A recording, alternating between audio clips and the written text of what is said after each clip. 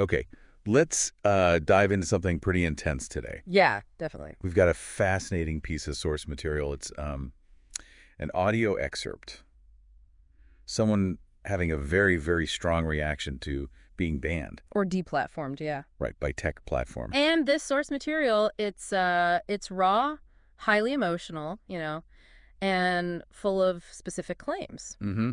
So our mission for this deep dive really is just to unpack the core arguments and the feelings expressed by the speaker in this audio. Just trying to understand their specific perspective on it all, why they think it happened. What's their side of the story as presented here? And right away, I mean, you're hit with the sheer intensity. Oh, absolutely. This isn't just like a mild complaint. There's real anger, significant financial figures A mentioned. profound sense of violation, according to this speaker. Definitely.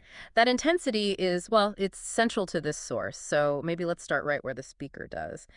With the fundamental experience they describe of being banned. Okay. So the source really focuses on this feeling of being banned, even though the speaker believes they were following the rules. Right. They feel wronged. And there's a quote in there that really crystallizes the feeling for me. Being told, according to them, you're not human, you don't exist. Wow. Yeah, that phrase, you're not human, you don't exist.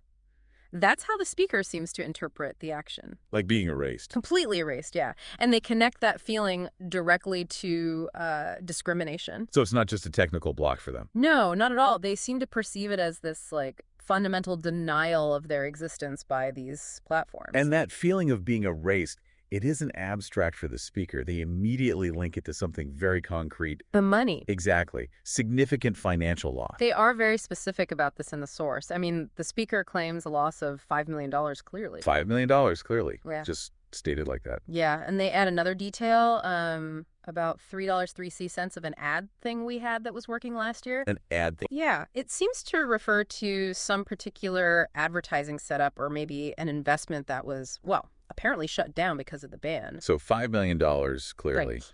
and $3.3 million on an ad setup. I mean, those are staggering figures claimed in the source. They really are. But what's maybe even more striking is how they describe the feeling of this loss Ahopa. and the banning itself. This is where that emotional intensity just becomes visceral. How so? Well, the speaker compares it to having their car stereo stolen, that feeling of invasion, violation. Okay, yeah, I can get that. But then they immediately elevate it. They say this experience, being banned and losing this business capability, makes them 50 times more pissed than a physical theft. 50 times. Why? Because, and these are their words from the source, they're trying to steal my birthright. Steal my birthright. Wow. Okay, that definitely elevates it beyond just a business dispute. Absolutely. It frames it as an attack on something, I don't know, fundamental to their existence maybe, or their identity. Yeah, something deeply personal. Okay, so shifting a bit from the feeling and the money. The source offers a strong argument for why they believe this is happening. Right, the justification, or lack thereof, in their view. They claim it's about being labeled political. This seems to be presented as the core reason used against them in the source material. The speaker claims the ban stems from their site being deemed political. Which they argue is being used illegitimately. Yes, to shut down their ability to, well, earn money and operate. And they try to provide some context for this, Yeah. right, referencing history. Yeah, they do. They draw a comparison in the source to past efforts to shut down the Drudge Report. How? Citing reasons given back then, like, being political and having advertising. And they mention potential involvement of the FEC or FTC. The Federal Election Commission or Federal Trade Commission. Regulatory bodies. Exactly. So the speaker seems to see this as a kind of familiar tactic being reused against them. But the speaker in this source, they clearly believe that label political is unfair or just plain wrong in their case. Oh, they push back hard on this, really hard. What's their counter-argument? The source argues that simply having a viewpoint as a private citizen, they use the example of views on guns. Okay. Or discussing topics like lower taxes, which they frame as essential for survival, shouldn't mean you don't have speech. Right. And that it shouldn't mean you're not allowed to make money outside of any law.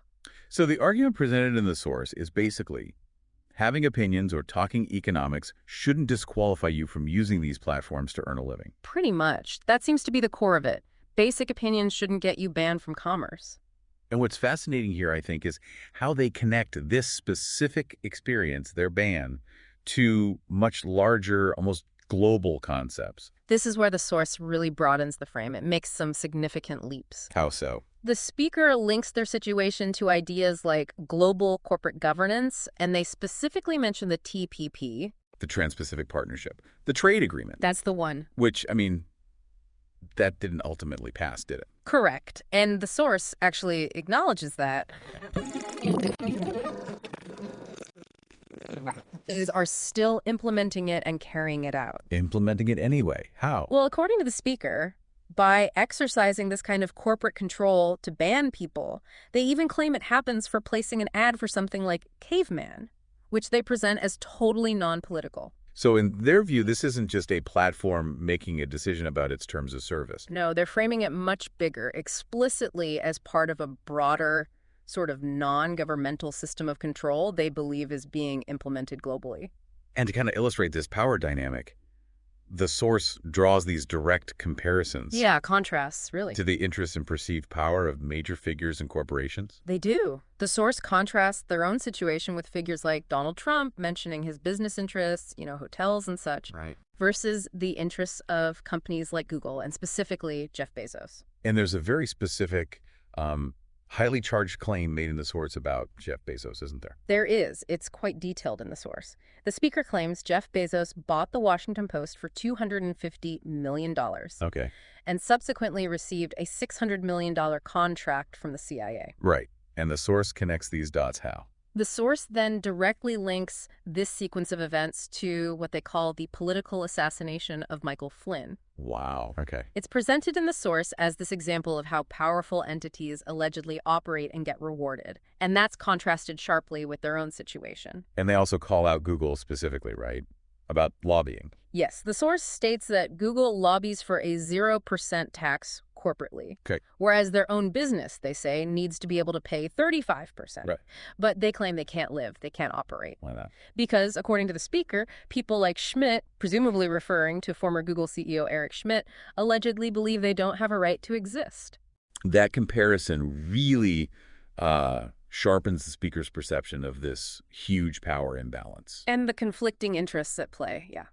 As described in the source material, anyway. So given all of this, I mean, the feeling of being erased, the claimed massive financial loss, the argument about being targeted for being political, these links to global governance, the comparisons to powerful figures, it kind of makes sense that the reaction described in the source is just incredibly intense. It really is. The source is just overflowing with that raw emotion. The language gets very strong.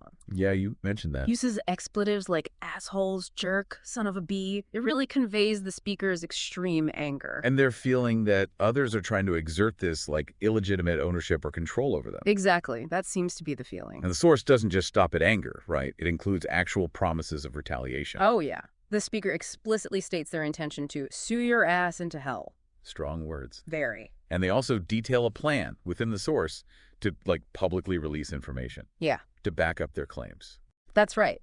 They describe planning to post emails from AdRoll, that's an advertising platform, with names and details so people can, quote, see it for yourself. So trying to provide proof. And the source directs these really explicit challenges at people they anticipate will deny the situation. Who are they talking about? Well, they refer to them with highly inflammatory language like Snopes assholes and all the other pieces of faff. Okay, wow. And stating directly, quote, you want war, you goddamn cowardly pieces of chicken neck filth. Okay, so let's try to summarize what we've unpacked here based purely on this source material. Right. We've heard a perspective defined by this really intense feeling of being unfairly banned, despite, believing rules were followed. Right, and a claimed significant financial loss tied directly to this ban, big numbers mentioned. And the strong argument that the political label is being sort of weaponized. Yeah. To stifle their business and their speech. Exactly. And the source connects that personal experience to these broader, pretty contentious ideas about global corporate power. Mm-hmm.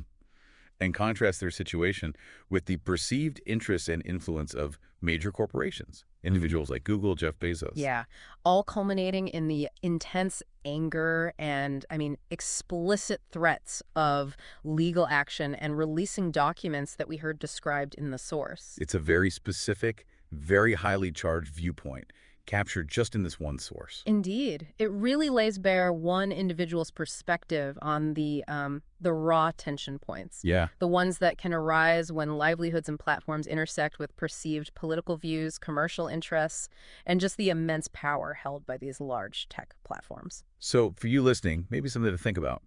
What is this specific perspective, just as articulated by the speaker in this audio source, what does it reveal about those friction points, between personal expression, political viewpoints, commercial viability, and the power dynamics involving big tech? Yeah, it's definitely a lot to consider.